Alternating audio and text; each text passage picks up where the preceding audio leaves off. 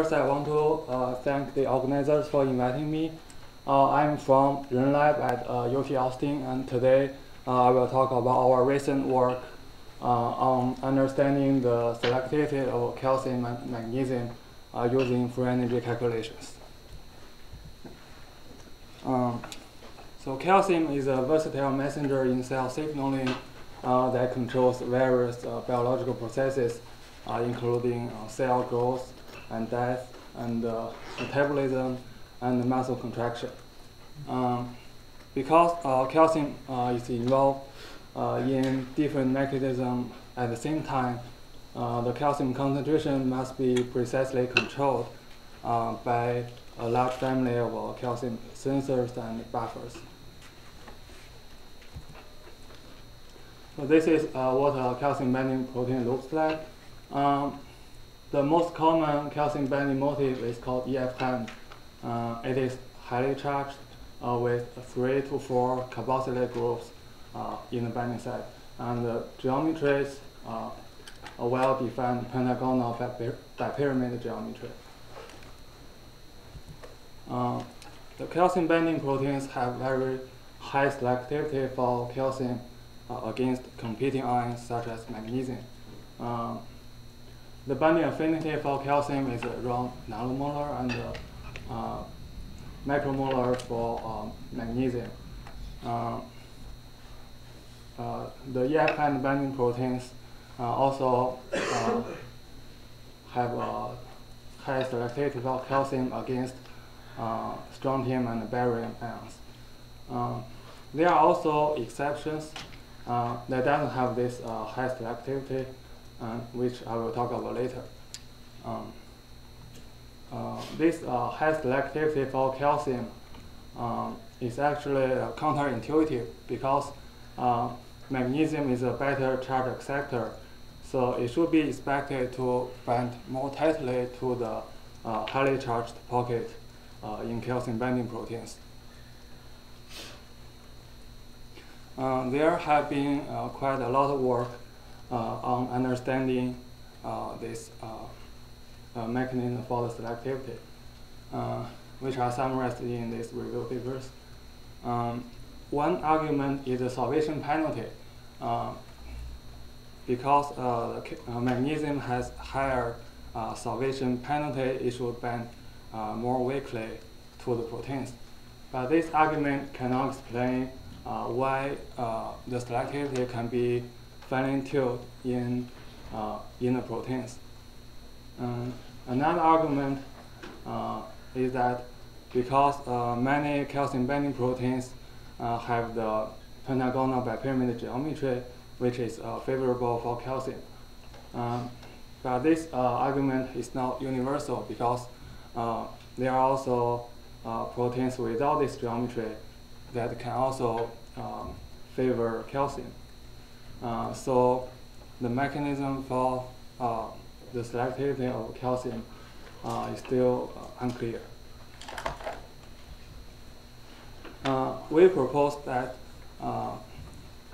this calcium selectivity is due to the many-body effect. For a molecular system containing multiple fragments, if we sum up all the pairwise two-body interactions between all the fragments, the sum of the two-body energy is usually not equal to the total interaction energy.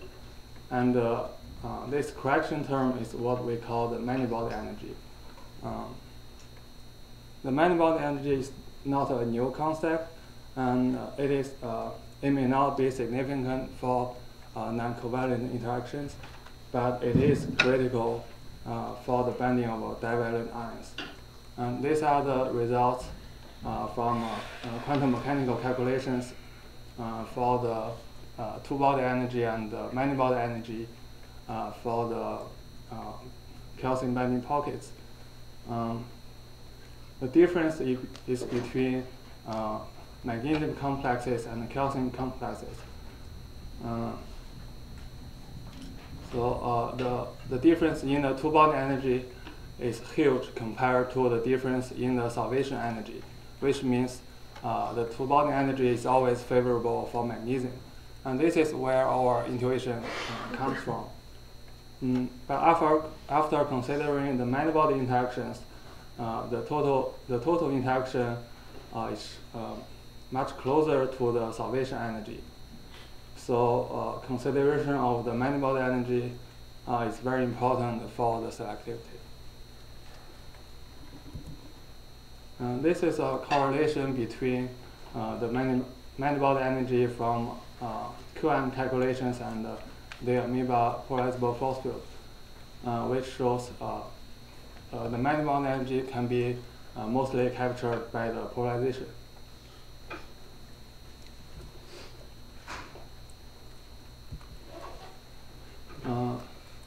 So by considering the many-body effect, the polarizable force field can reproduce the experimental binding free energy.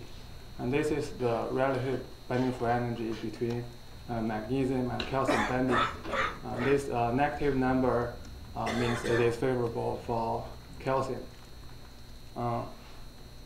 So these are the results for a bunch of different proteins, and the correlation is pretty good.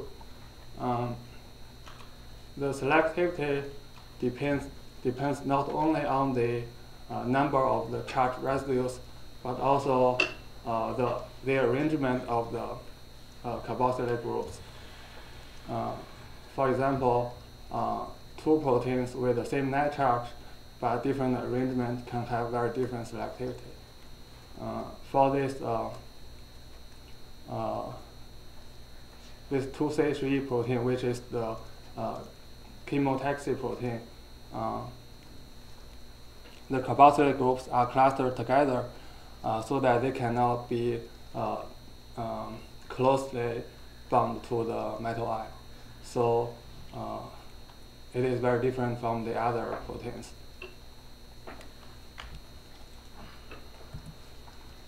So this is the correlation between the calculated results and the experimental results. And on the right is the calculation without the polarization effect. It can be seen that without polarization, the calculation will result in a different selectivity. The calculated results are all positive, but the experiments are all negative. So including polarization is critical for the calcium selectivity.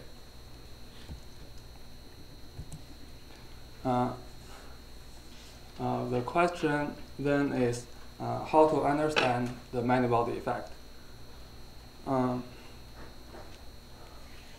In the gas phase dimmers, both the electrostatics energy and the polarization energy is favorable for the bending between carboxylic group and the metal ion.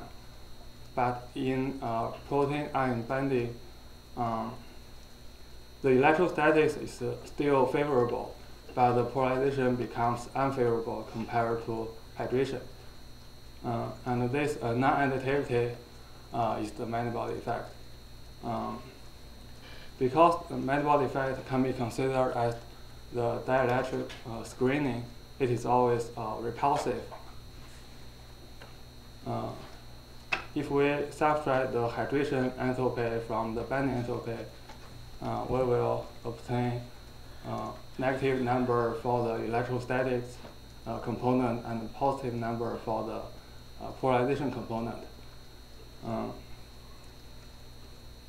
As the ion size increases, both interaction will weaken, but the polarization energy will decrease much faster. So the total effect is a decrease of the free energy with the ion size. And this is why the larger calcium ion will be favored.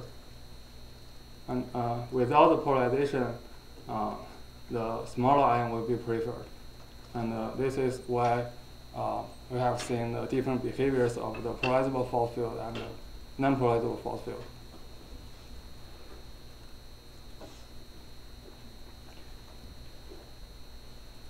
And if this trend is true, we will see that the larger ion will always be favored. So I studied the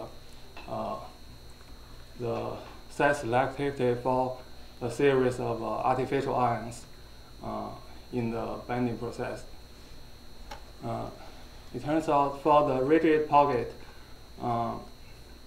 there's a minimum in the bending free energy, which is optimal for calcium bending. But for flexible bending pockets, the free energy decreases monotonically with ion size. And for the pockets with weaker many-body effect, the selectivity is also weaker.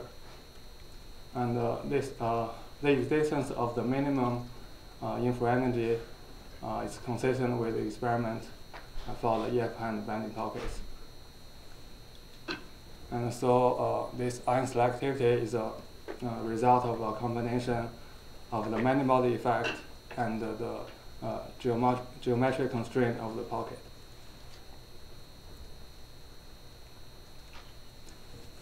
In summary, the selectivity for calcium over magnesium in highly charged bending pocket is due to the many-body effect, which is more favorable for calcium. And the many-body effects are stronger when there are more charged residues and when they are densely packed. The ion selectivity can be fine-tuned by utilizing the many-body effect and the geometric restraint. I want to thank the Ren Lab and our funding resources. So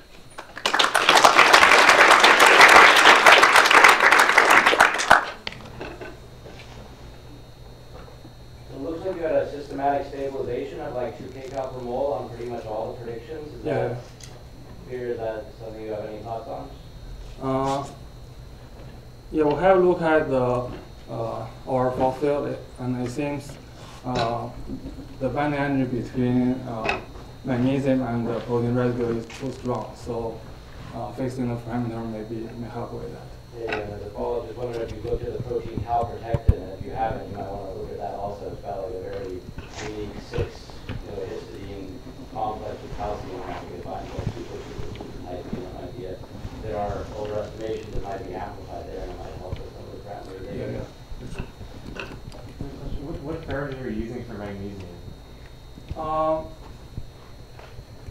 We're using a parameter that I optimized in my paper that published last year. And it is based on the hydration free energy and QM interaction energy in gas phase. Did you hear that your colleague at the thermalized paper on magnesium came out like last year or so with gas? So it's substantially different? It's like a very big change in the radius. Which parameter are you talking about? The big thermal I wrote this paper last year in GAX with magnesium and water. So this is for the amoeba force field. Yeah, I was wondering about the like effective size difference. I don't think it's like significantly different. I don't know if they're fundamentally very different.